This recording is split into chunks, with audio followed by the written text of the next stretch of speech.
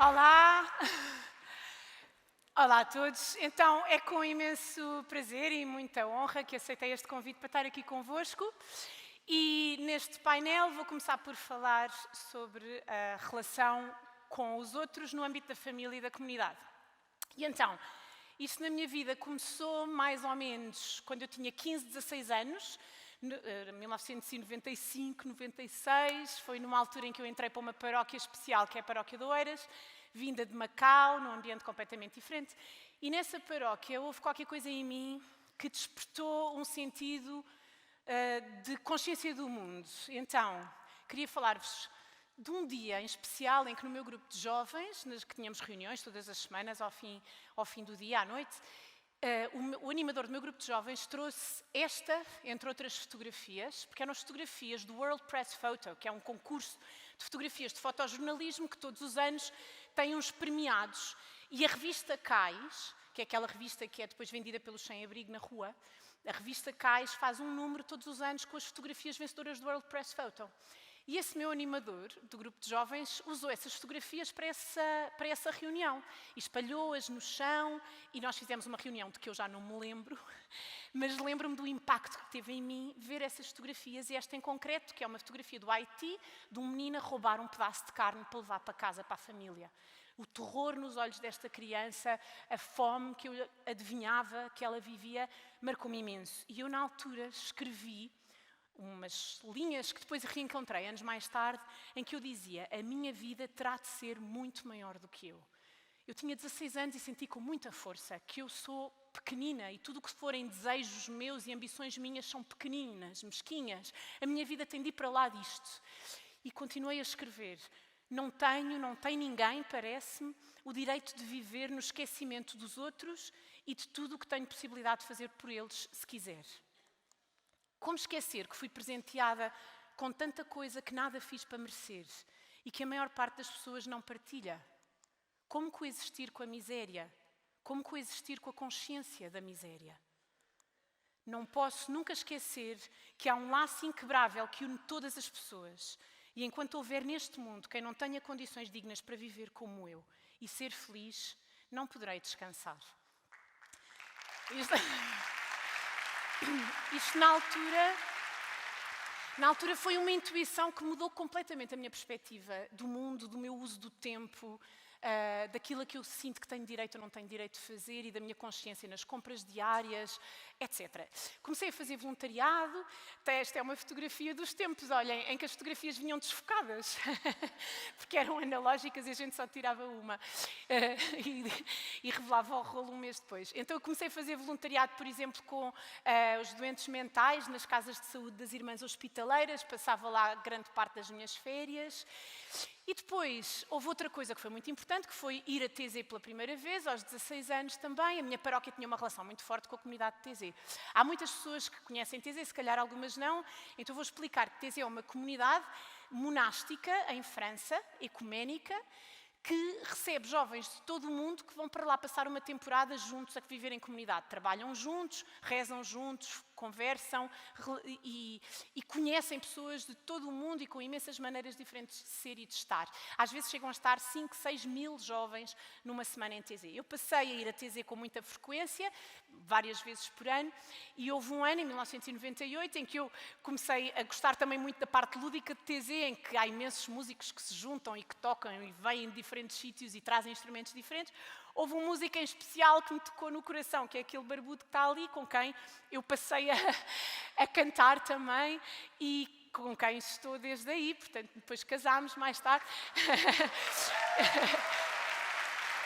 E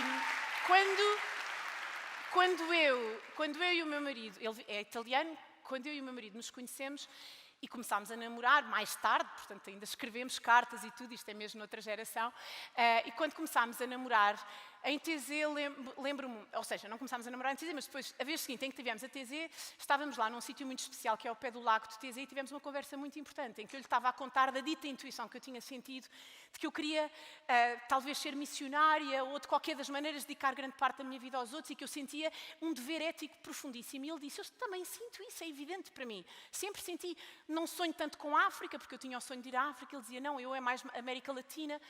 Mas ficou claro para nós que se tínhamos os dois esta intuição, este sentido muito forte de justiça e de dever perante os outros, e se nos tínhamos encontrado na improbabilidade, visto que vínhamos de dois países diferentes, não poderíamos não fazer disto um dos cunhos especiais da nossa vida. E então fomos a Moçambique 2 vezes, ainda namorados, fazer um curso de alfabetização de adultos e de formação de alfabetizadores. Esta é a minha turminha de alfabetizadores, que depois prosseguiu o processo de alfabetização. Isto é o caderno de uma das alunas do André, que estava a aprender a ler e escrever aos 50 e tal anos e que não conseguia sequer empunhar a caneta no princípio do curso e que depois aprendeu a escrever o seu nome. Isto era tão importante para eles que tinham um carimbo no bilhete de identidade a dizer não sabe assinar. E depois passaram a conseguir assinar o seu bilhete de identidade. Mas isso não foi a coisa mais importante. Uma das coisas que nós aprendemos em Moçambique, como missionário que estava lá connosco, era que nada faz sentido se não for feito com base no amor e na relação humana. Quando nós chegámos lá e dissemos, Frei Marino, qual é a coisa principal deste curso que vimos fazer? E que estávamos a preparar há um ano o curso com imenso cuidado, fomos aprender as técnicas de alfabetização do Paulo Freire, um pedagogo do Brasil e tal. E o Frei Marino disse-nos, não me interessa se vão aprender a ler ou escrever, o que me interessa é a relação humana, a relação. Conheçam-nos, amem-nos, deixem-se amar. E assim foi, isso foi a coisa mais importante, foi o tesouro que trouxemos de Moçambique, foi a relação humana e o profundo amor que ali cresceu ao longo daquelas semanas em que lá tivemos. Depois casámos e na homilia do nosso casamento houve uma mensagem que nos ficou também para sempre e que vos trouxe hoje. Uma vez há muitos anos li um livro de um casal que não tinha cortinas em sua casa, de facto nunca tinha conseguido juntar dinheiro para comprar as cortinas, porque quando já tinha o dinheiro suficiente, aparecia alguém que precisava desse dinheiro. Que a porta aberta da vossa casa seja mais importante que as cortinas.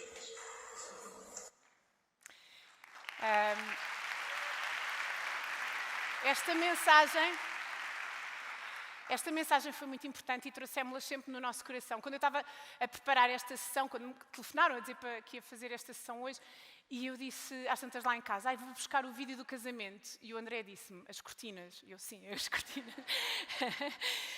Nós depois, quando casámos, já tínhamos tudo programado, que íamos fazer uma viagem pela América Latina, de mochila às costas, a visitar projetos de ONGs, projetos locais, comunidades locais, pequenas igrejas que faziam ação social aqui ou ali, porque queríamos descobrir o nosso lugar no mundo e conhecer a realidade social desses países.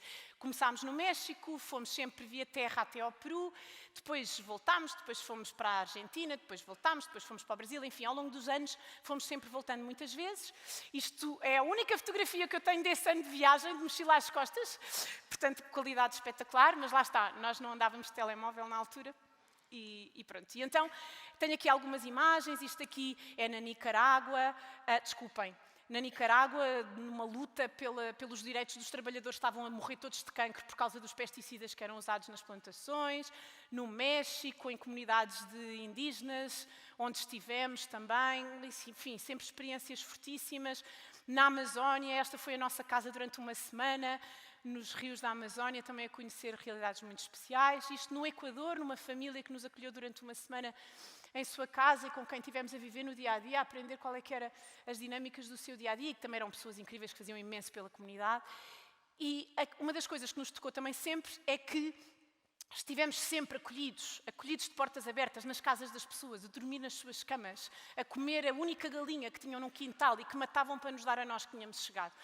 E pensámos, quando nós voltarmos, a nossa casa tem que estar realmente aberta, tal como fizeram para nós. Isso tem sido uma coisa que nos volta sempre. Às vezes há pessoas que nos dizem, olha, vimos agora a Lisboa, podemos ficar em vossa casa. Às vezes não dá jeito, mas ficamos sempre a ganhar. E isso foi uma coisa que nos ensinou esta viagem. E então a questão era, de regresso a Portugal agora vamos fazer o quê? Nós sentimos que éramos chamados a regressar porque aquilo que mais faltava no mundo, sentimos nós, é consciência disto, das injustiças, das desigualdades, dos mecanismos que provocam a pobreza e a injustiça no mundo.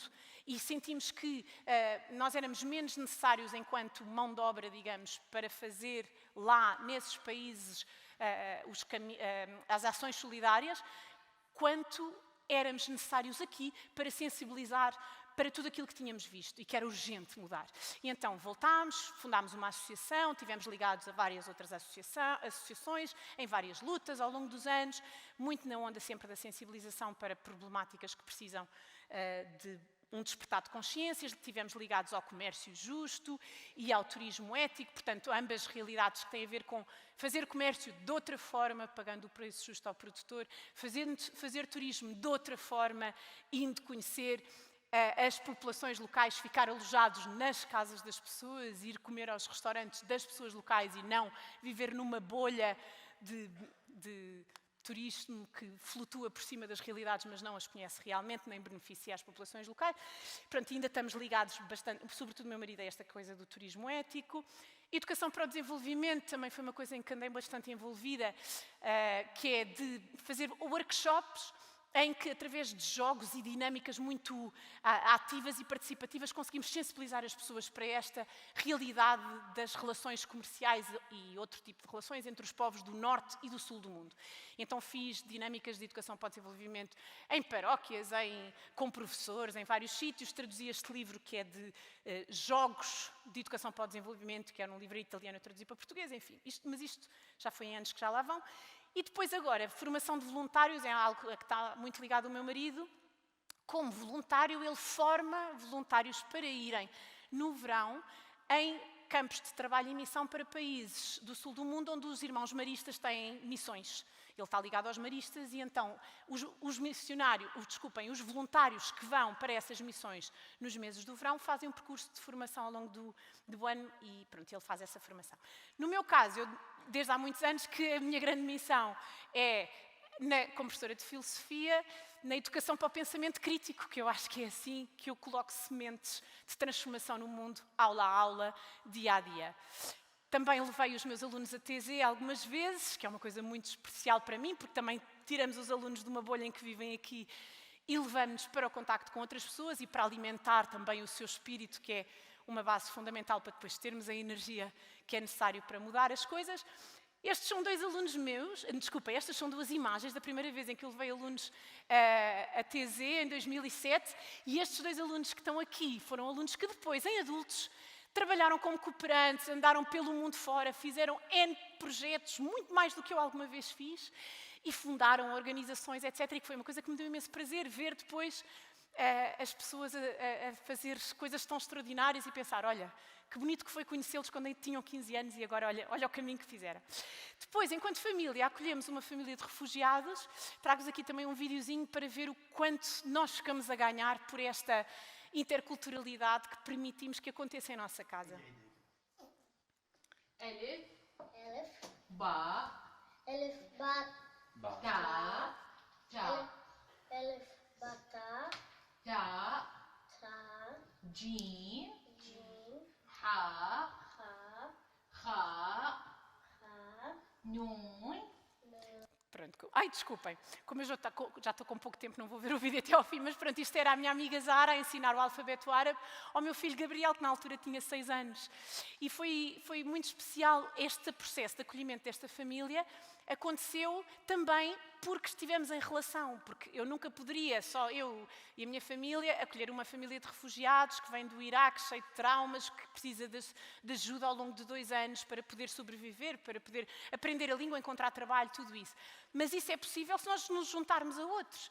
E, portanto, houve outras pessoas connosco que também quiseram fazer isto. Depois nós andámos a pôr cartazes nas escolas do bairro. Quem é que se quer juntar? Telefonavam pessoas, pais de crianças da escola dos meus filhos, que eu não conhecia de lado nenhum, a dizer, olha, eu ouvi dizer que vocês vão acolher, nós também queremos ajudar. E havia uns que eram responsáveis pelo ensino do português, outros eram responsáveis de levar a família, a senhora ao centro de saúde, porque ela estava grávida. E era uma gravidez de risco. E quando nós fomos para férias nesse verão, arranjámos um conjunto de voluntários que ia visitar todos os dias a Zara para ela não estar sozinha. Enfim, que bonito que foi toda uma rede de afetos e de responsabilização e de compromisso que se gerou à volta do acolhimento desta família, que hoje está completamente autónoma e que vive em Portugal. E hoje em dia, qual é que é, digamos, a nossa causa que mais nos move enquanto família? É o cuidado da casa comum. As preocupações ecológicas, o amor pela natureza.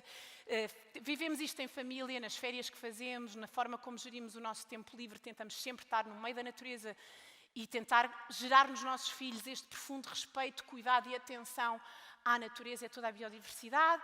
Depois vivemos isto na Casa Velha, que é uma associação de que já falaram aqui hoje, não já a Rita falou, portanto não preciso explicar, nós estamos muito ligados à Casa Velha também e é uma fonte para nós muito importante de inspiração. Depois fomos viver para o campo, deixámos a cidade, era uma coisa que sentíamos com muita força e portanto é lá que nós, neste momento, nos sentimos profundamente em casa. Os nossos filhos é a subir às árvores e descalços que têm estado a crescer nos últimos anos. Isso implica, no dia-a-dia, aprender a usar uma roçadora, que é uma máquina para cortar erva, aprender a podar árvores, aprender a plantar árvores, aprender a usar uma enxada, aprender a apanhar as laranjas e tudo aquilo que a terra dá. Mesmo que chova, lá temos de ir, porque é preciso, porque senão apodrecem. E também isto é feito em comunidade. Quer eu, quer o meu marido, não temos nenhuma experiência passada de relação com a terra, relação com animais, nada. E tem sido com os nossos amigos que vêm à nossa casa e que nos ajudam e que nos ensinam a limpar o terreno para a horta e nos ensinam a plantar e nos ensinam a ter os animais e a cuidar deles. E que quando temos excesso de diospírios, partilhamos com os outros e quando eles têm excesso de laranjas, partilham connosco. E quando temos de aprender a usar a motosserra, há alguém que nos vem ensinar e há alguém que corta a lenha connosco. E, portanto, neste espírito comunitário é que temos vindo a viver cada vez mais e queria encerrar esta mensagem com a letra desta música que é muito especial para mim, que se chama Nature Boy, é uma música dos anos 40 que já foi cantada por quase todos os cantores e intérpretes de jazz e não só, pelo Caetano Veloso também, e em que se conta a história de um menino especial que viajou por todo o mundo e que estava cheio de sabedoria. There was a boy, a very strange, enchanted boy. They say he wandered very far, over land and sea. And then one day, a magic day, he passed my way. And while we spoke of many things, fools and kings, this he said to me. Esta foi a mensagem que ele teve para me dizer. The greatest thing you'll ever learn is just to love and be loved in return. A coisa mais importante que alguma vez hás de aprender é só a amar e a ser amado de volta. É só isto que eu vos quero dizer. Obrigada.